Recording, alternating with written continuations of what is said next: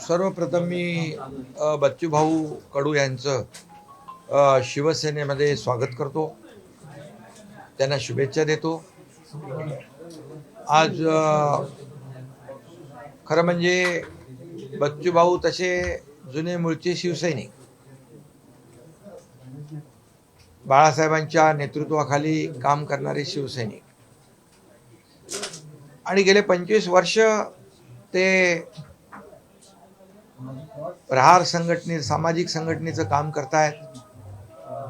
शेतकरी, कष्टकरी, कामगार, शेतमजूर, दिव्यांग, अगदी दलित, शोषित, पीडित, गोर गरीब जनतेसाठी लढणारा नेता.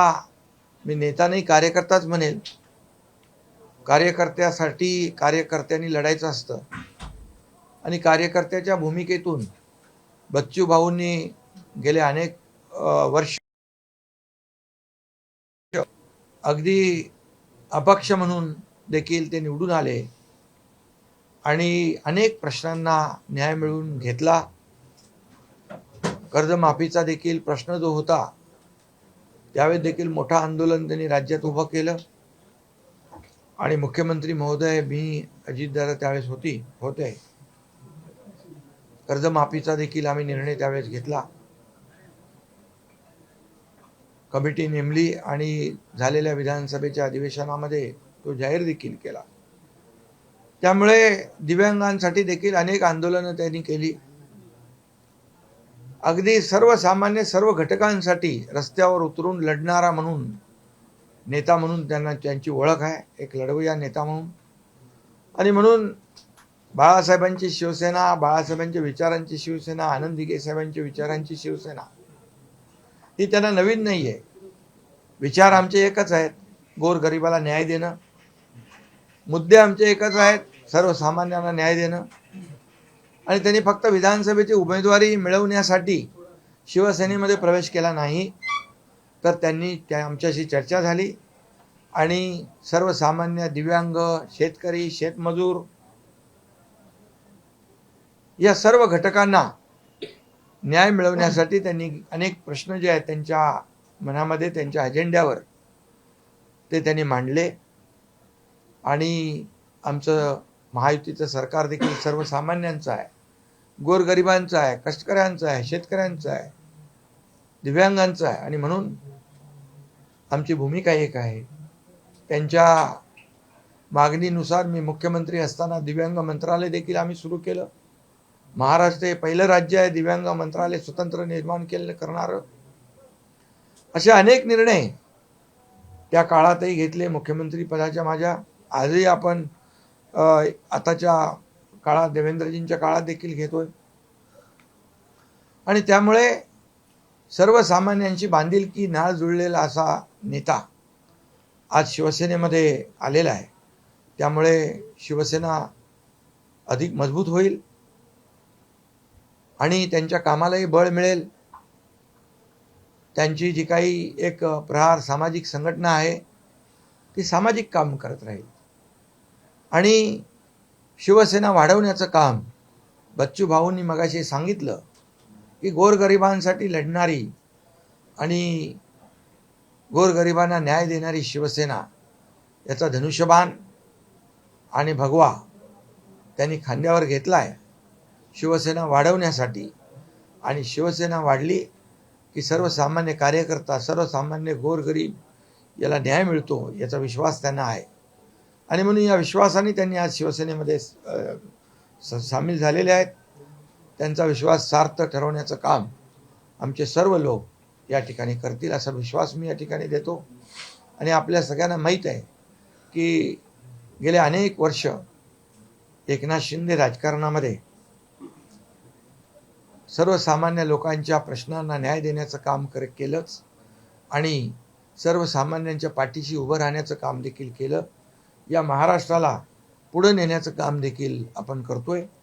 आज शिवसेनेमध्ये तळागाळातले कार्यकर्ते, विविध भागातले कार्यकर्ते येत आहेत. हे खरं म्हणजे शिवसेनेकडे एक वेगळ्या आशेने, विश्वासाने लोक पाहत आहेत. आणि म्हणून मुद्दे घेऊन विचार घेऊन या ठिकाणी बच्चूभाऊ आलेत. मी त्यांचं पुन्हा एकदा स्वागत करतो.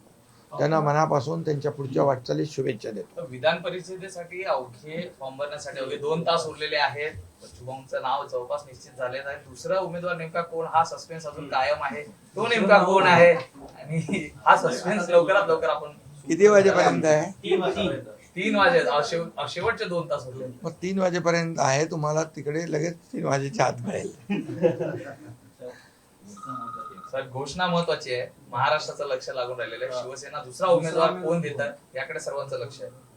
तुम्हाला आताच सांगून टाकू काय? एक आहेत आमचे बच्चूभाऊ कडू आणि दुसरे आहेत नीलमताई गोरे. हे दोन्ही लोकांचे आता आम्ही फॉर्म भरू. काल संध्याकाळी सर्व पदाधिकारी आम्ही बसून या ठिकाणी निर्णय घेतला. नीलमताई देखील उपसभापती म्हणून त्यांनी अनेक वर्ष चांगलं काम केलेलं आहे आणि विधान परिषद सभागृहामध्ये अनेक उपक्रम देखील त्यांनी राबवलेले आहेत. त्याचा देखील संघटनेला फायदा झालेला आहे आणि एक विविध क्षेत्रामध्ये महिलांवर जिथे अन्याय होतो त्या भागामध्ये धावून जाण्याचं काम नीलमताईंनी केलं आहे. आणि आज बच्चूभाऊंच्या बद्दल तर मी सगळं सांगितलेलं आहे.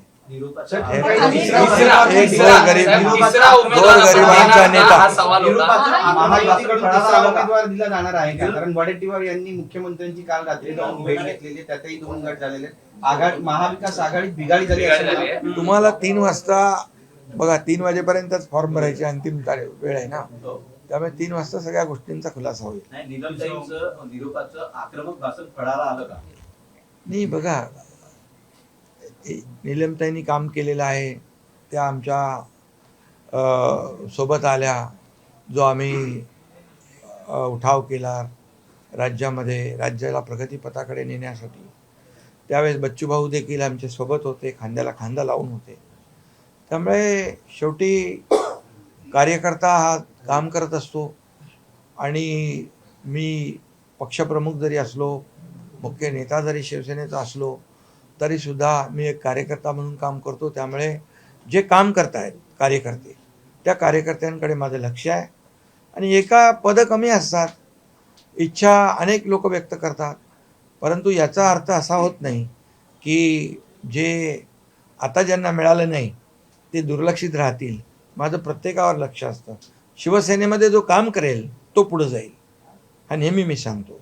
त्यामुळे शिवसेना हा कार्यकर्त्यांचा पक्ष आहे. इथं कोणी मालक नोकर नाही आहे. त्यामुळे कार्यकर्ता जो काम करेल तो पुढे जाईल. उद्धव ठाकरे जर उमेदवार असते तर ही निवडणूक बिनविरोध झाली असती. आता जर आणि तर, राजकारणामध्ये जर आणि तर, आता ते 3 वाजेपर्यंत आपल्याला कळेल. उद्धव ठाकरेंनी अचानकपणे एक्झिट घेतली आणि अंबादास दानवेंना संधी दिलेली आहे. कुठेतरी भीती होती की ते आता तुम्ही त्यांना विचारायला पाहिजे. नाना पटोले म्हणतात की काँग्रेसच्या उमेदवार विधान परिषदेवर नाराजी झालेली पाहायला मिळते आणि त्यामुळे काँग्रेस उमेदवार देणार असं ठरलं आणि काँग्रेसच्या नेत्यांनी महाविकास आघाडीमध्ये पाठापोट होण्याची शक्यता. अरे आता आघाडीमध्ये कितीतरी वेळा आता बिघाडी झालेली आहे. आता जाऊ दे, मी त्यांच्याबद्दल काय बोलायचं. आज मी आमच्या महायुतीच्या जे उमेदवार आहेत, हे महायुतीचे सर्व उमेदवार ताकदीने चांगल्या मताने निवडून येतील हा विश्वास फक्त आपल्याला देतो.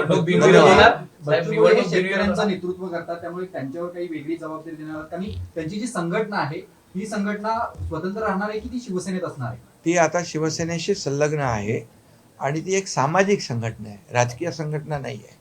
त्यामुळे सामाजिक काम देखील जे आहे तेही सुरू राहिलं पाहिजे. आणि त्यांनी स्वतः मगाशी सांगितलं की शिवसेना ही राजकीय संघटना आहे आणि बाळासाहेबांच्या विचारांनी प्रेरित झालेली संघटना आहे. शिवसेना वाढवण्याचं काम गावागावामध्ये महाराष्ट्रभर ते करतील आणि याचा फायदा शिवसेनेला होईल. निवडणुका विधान परिषदेच्या या बिनविरोध होतील की कार्यक्रम ठरलाय अशी चर्चा आहे की तुम्ही आता चला तिकडे, चला.